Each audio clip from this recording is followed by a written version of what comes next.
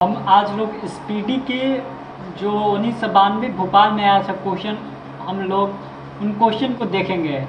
इसमें जो first question है, इसमें कह रहा है कि एनिलिंडा ग्रुप मुख्यतः कौन से जंतु आते हैं। एनिलिंडा ग्रुप में कौन से जंतु आते हैं? जो केचुआ। उसमें कह रहा है ऑर्थोपोडा ग्रुप में निम्नलिखित में से कौन सा जंतु है? ऑर्थोपोडा में होगा तेलचत्ता, मच्छर, खटमल, मक्खी।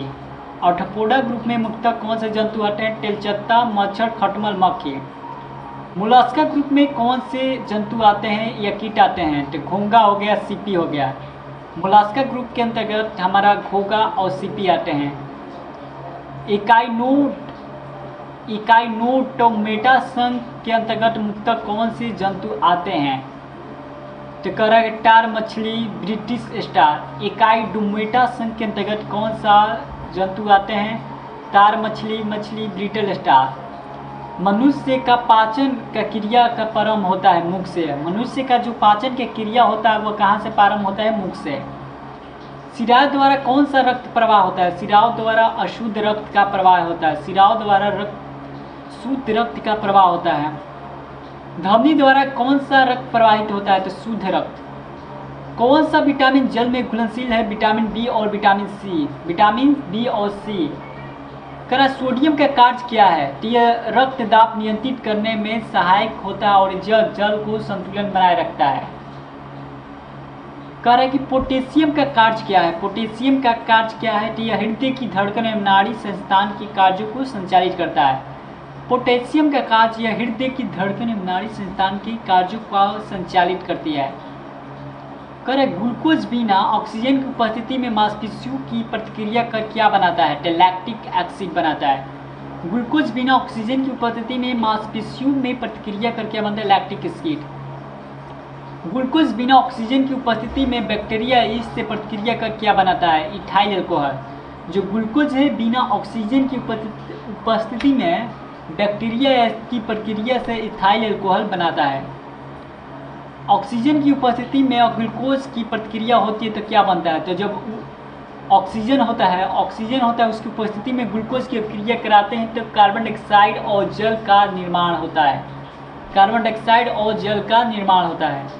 एनिलिंडा में उत्सर्जन किस उत्सर्जक अंग द्वारा होता है? एनिलिंडा में जो उत्सर्जन होता है किस नेफ्रिडिया द्वारा होता है? एनिलिंडा में उत्सर्जन उसके किस उत्सर्जन द्वारा होता है? नेफ्रेडिया। मूत्र का पीएच मान क्या होता है? 6 होता है। मूत्र का पीएच मान 6 होता है। तो कह रहा है बही, अंतःस्रावी और अंतःस्रावी दोनों किस प्रकार की ग्रंथि होती है? जो बहिस्रावी एवं अंतःस्रावी दोनों प्रकार की किस तरह की ग्रंथि है? तो किस तरह की ग्रंथि है देखते हैं हम लोग। तो अग्नाशय है जो एक बाह्य ग्रंथि भी है और अंत और बाह्य दोनों ग्रंथि है। अग्नाशय। पीयूष ग्रंथि या पिट्यूटरी ग्रंथि को किस अन्य नाम से जाना जाता है? तो पीयूष ग्रंथि या पिट्यूटरी ग्रंथि को हम मास्टर ग्रंथि के नाम से भी जानते हैं। पीयूष ग्रंथि या पिट्यूटरी ग्रंथि को हम मास्टर ग्रंथि के नाम से जाना जाता है। स्प्रिंग को अपनी सामान्य लंबाई पर वापस लाने की बनने वाला बल कौन सा होता है? जब स्प्रिंग को हम लोग खींच कर उसको छोड़ देते हैं तो वह सामान्य अवस्था में लौटने की प्रतिक्रिया क्या कहता है? प्रत्यानयन बल। पौधे के लिए सबसे अच्छा उर्वरक कौन है? पौधे के लिए सबसे अच्छा उर्वरक कंपोस्ट है। इसका राइट आंसर हो जाएगा कंपोस्ट। पोटेशियम किस प्रकार की चट्टानों में पाया जाता है? अवसादी चट्टानों में। जो पोटेशियम है किस प्रकार की चट्टानों में पाया जाता है? तो अवसादी चट्टानों में। गुब्बारे को उड़ने के लिए काम में लाई जाने वाली गैस कौन है? जब गुब्बारे में हीलियम गैस भरी जाती है तो ऑटोमेटिक हवा में उड़ने लगती है। कह रहा है डीडीटी का उपयोग किस रूप में किया जाता है? डीडीटी एक कीटनाशक है। डीडीटी क्या है? कीटनाशक के रूप में उपयोग किया जाता है। इथेनॉल के अत्यधिक सेवन से कौन सा अंग जो हमारा होता है प्रभावित होता है? यकृत। एथेनॉल के अत्यधिक सेवन से कौन सा अंग प्रभावित होता है? यकृत। सभी अम्लों में अनिवार्य रूप से पाया जाने वाला पदार्थ कौन सा है? हाइड्रोजन। सभी अम्ल में जो होता है उसमें हाइड्रोजन मुख्य रूप से पाया जाता है। इसका राइट आंसर हो जाएगा हाइड्रोजन। आग लगने और फैलने की सबसे कम संभावना किस वस्त्र में होती है? आग लगने और फैलने की सबसे कम संभावना सूती वस्त्र में होती है। लोहा की सबसे अधिक महत्वपूर्ण स्रोत कौन सा है? हरी सब्जियां। लोहा की सबसे अधिक महत्वपूर्ण कौन सा है? हरी सब्जियां। गैलोसिन किसके साथ मिश्रण करके गैसोहॉल बनाया जाता है? जो गैसोलीन होता है उसको हम इथाइल अल्कोहल के साथ मिक्स कर गैसोहॉल का निर्माण करते हैं। इथाइल अल्कोहल जिसे कहते हैं C2H5OH। तत्कालीन ऊर्जा मतलब शक्ति के लिए धावकों को कौन सा पदार्थ दिया जाता है? जो तत्कालीन मतलब हमारे शरीर में जो शक्ति प्रदान की जाती है वह ग्लूकोज के द्वारा होती है। मानव जाति के लिए ओजोन परत क्यों महत्वपूर्ण है? तो पराबैंगनी किरणों को रोकने के लिए हमारे ओजोन परत बहुत महत्वपूर्ण है। टाइफाइड, इसे हम हिंदी में आंतज्वर कहते हैं। सामान्यतः उपयोग में की जाने वाली औषधि क्लोरोमाइसिटिन होती है। आंतज्वर के लिए सामान्यतः उपयोग की जाने वाली औषधि क्लोरोमाइसिटिन होती है। गैस की लौ के सबसे गर्म हिस्से को क्या कहते हैं? जो गैस की जो लौ होती है सबसे गर्म हिस्से को क्या कहते हैं?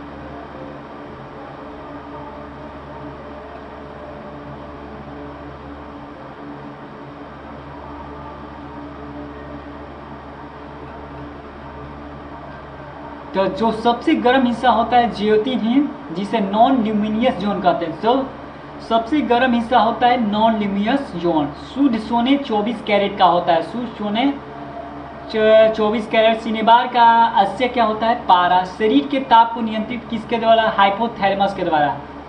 जो शरीर के ताप का नियंत्रण किसके द्वारा होता है? हाइपोथैलेमस। लाल अस्थिमाजा किसका निर्माण करता है? लाल रक्त कणिकाओं का। लाल अस्थिमाजा में किसका निर्माण होता है? लाल रक्त कणिकाओं का। कशेरुक दंड कितनी हड्डियों का होता है? 23। जो कशेरुक दंड होता है 23। डिसीज इसका पूरा नाम होता है बैसिलस कैलमेटे-ग्ल्यूरिन। बैसिलस कैलमेटे-ग्ल्यूरिन डिसीज का होता है बैसिलस कैलमेटे-ग्ल्यूरिन। एथलीट फुट नामक रोग किसके द्वारा होता है? कवक के द्वारा। एथलीट फुट नामक रोग किसके द्वारा होता है? कवक के द्वारा। जो अस्थमा होता है किसके द्वारा होता है? कवक के द्वारा। एथलीट फुट भी कवक के द्वारा होता है और डामा यानी अस्थमा भी कवक के द्वारा होता है। फाइलेरिया नामक रोग किस कारण से होता है? कृमि यानी वर्म के कारण होता है। फाइलेरिया नामक रोग किस कारण से होता है? वर्म्स। जब एक वस्तु की वेग दुगनी हो जाती है तो उसकी गतिज ऊर्जा क्या होती है? 4 गुनी हो जाती है। गतिज ऊर्जा का सूत्र होता है 1/2 mv²। यहाँ पर वेग क्या हो रहा है? दुगना होता है तो इसकी गतिज ऊर्जा क्या हो जाएगा? 4 गुना हो जाएगा। सूत्र कणिका को अन्य किस नाम से जानता है? माइटोकॉन्ड्रिया के नाम से। जो सूत्र कणिका को किस नाम से जानता है? Mitochondria.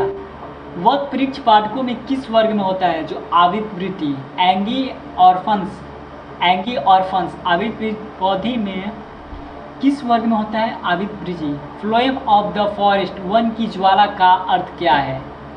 Flame of the forest का अर्थ क्या है? ऐसे पेड़ों से भरा वन जो पतझड़ में फूलते हैं और लाल फूल बिखरते हैं।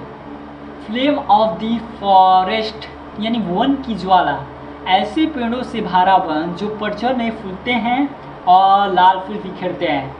पेनिसिलिन किससे बनाया जाता है? तो पेनिसिलिन हमारे कवक से बनता है। लाइकिन की 2 जीवनधारीय सहजीवी सहचर्य साझा करते हुए जीव शैवाल और कवक है। लाइकिन की 2 जीवनधारियाँ शैवाल और कवक। आमतौर पर संश्लेषित वृद्धि माध्यम और बेकरी के काम में लाया जाने वाला एगार किससे प्राप्त होता है? आमतौर पर संश्लेषित वृद्धि और माध्यम और बेकरी में काम में लाया जाना एगार शैवाल होता है। लौंग किससे प्राप्त होता है? पुष्पकली द्वारा होता है। अनशन या उपवास की लंबी अवधि के द्वारा शरीर में अर्कस्वर्गीय पुनरावृत्ति से यानी अनशन या उपवास की लंबी अवधि, जब हम उपवास करते हैं उसकी लंबी अवधि के दौरान अर्शक्रावर्गीय पूर्ववर्ती से क्या पूर्ववर्ती से